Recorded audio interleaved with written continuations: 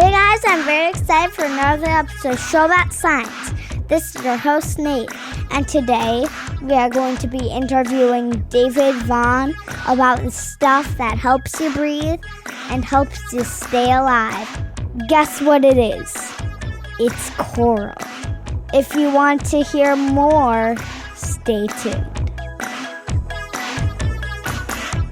So, could you introduce yourself? I'm Dr. Dave Vaughan, and I'm the Executive Director of the Elizabeth Moore International Center for Coral Reef Research and Restoration in the Florida Keys, and that is part of Mote Marine Laboratories. And I also run the Coral Reef Restoration Program. So, could you tell me about coral fragmentation? And could you explain it? I sure can, Nate. Corals are a part animal, part plant, part microbe that produce calcium carbonate skeletons, but they can reproduce just like most animals and plants. But they can also be made more of by a method called fragmentation. And fragmentation is nothing more than cutting it into pieces. And people have cut corals into pieces, usually large pieces, and made more of the fast-growing branching corals. But we have introduced a new technology called microfragmentation, and that means making very, very small or tiny pieces. And that seems to make the corals grow faster, and also we get more of them. So how do you create new pieces of coral? Like, can you create coral from scratch? What are the ingredients for coral? Well, that's a good question, Nate. And really, we can do it two different ways. One is that we can actually take an existing coral and we can cut it into small pieces and let each piece grow up. And that would be very similar to what somebody may do with a plant like a geranium, where they make cuttings of the pieces or branches, pieces of the stem of the plant. And from each one get a new root and make a new plant. So we do something similar with the corals. So it's not really from scratch. It's really from an adult coral that we cut into a lot of small pieces and make more. But we also do it another way, Nate. We can actually collect the gametes that are produced when corals reproduce, or what is called spawn. And that'd be very similar to how a fish or a shrimp or a clam or an oyster actually gives off eggs and sperm. And by chance, some come together and form a new baby coral or a baby fish or shrimp or clam or oyster. And we have been successful in collecting the spawn or eggs and sperm from corals which reproduce only 1 day a year. You believe that? Just 1 day. And only 1 in a million of the eggs usually makes it. But I'm not done. It usually happens maybe every 25 to 100 years. But in our laboratory, we've been able to now get thousands to survive. And they're very small and tiny, and they're about the size of the head of a pin. And that coral stays at that size for months. And maybe after 1 year old is about the size of a pencil eraser. Then after 2 years, maybe the size of a dime or a nickel coin. 3 years old to get the size of a quarter or a $50. And 3.5 years to get the size of maybe a silver dollar. So they grow very slow. But once we can get them up to the size of a quarter or a silver dollar, we can cut them with a very special ceramic saw, and we can make them into literally 50 to 100 tiny pieces. And each piece will grow back into a coral in as little as 3 to 6 months to the size of about, again, a silver dollar. So now we're making thousands of corals and actually planting them back out, just like somebody would think about getting a seed from a tree and planting trees. So we do that in a very controlled laboratory situation, which might be analogous to somebody having an operation, because we actually use kind of a triage center, and we cut corals into small pieces and then keep them in a post-operational type of setting for weeks. But then in a few months, we'll grow them up and plant them back out on the reef. So what if somebody goes scuba diving and breaks off some of the fast-growing corals on the reef? Would it just grow back? Not necessarily, Nate. If somebody broke a piece of coral out on the reef, most likely it would fall to the bottom and sit in sand or mud and would not make it.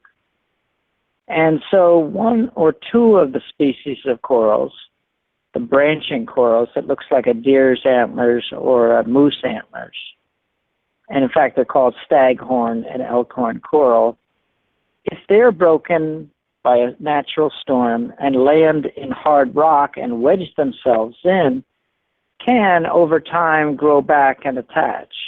But the pieces that fall in the sand or roll around in the mud will not make it. So how many corals have you planted back on the reef? Well, we started off very small, and we have planted a few hundred in just the first few years.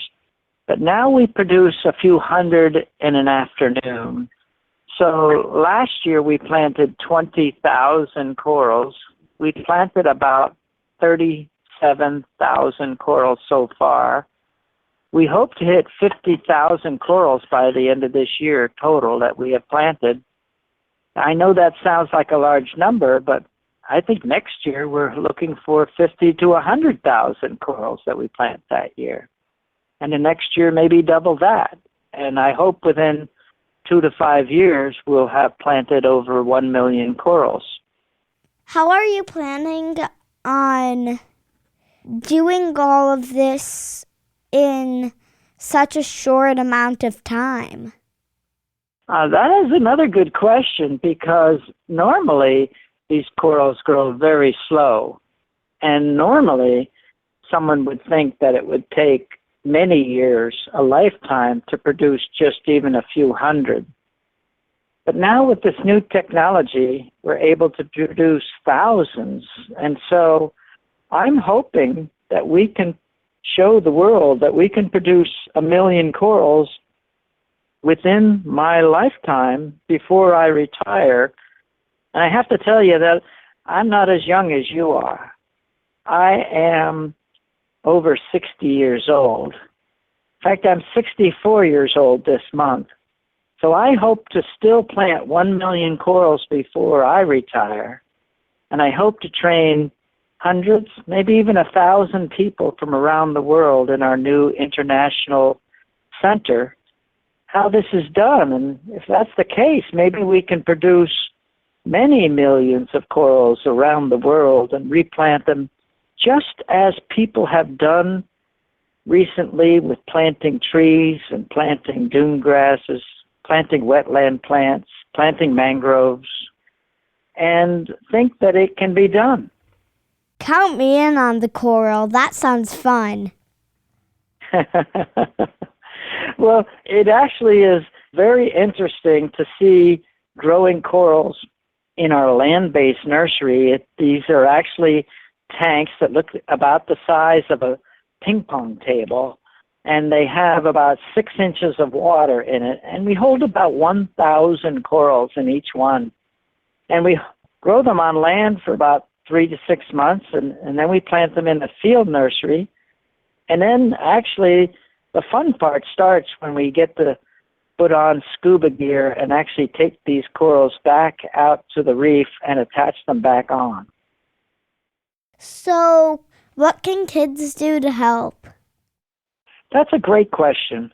You know, Nate, if you had asked me that question of what can kids do to help 10 years ago, I would have probably listed about 10 different things that is affecting the reef, from climate change to diseases to bleaching to litter on the reef to damage on the reef to coastal nearshore pollution to stormwater runoff to too many people visiting the reef to overfishing, at least 10 or 12 different items. Now we realize that climate change is the biggest factor.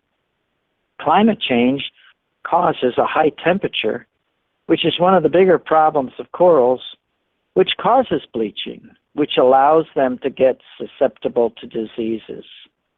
And climate change with excess carbon also provides that lower pH, or ocean acidification as it's called, which corals have a harder time getting their calcium. Just think if we had a harder time getting our calcium from milk because we need it for our bones, corals need it for their skeletons as well.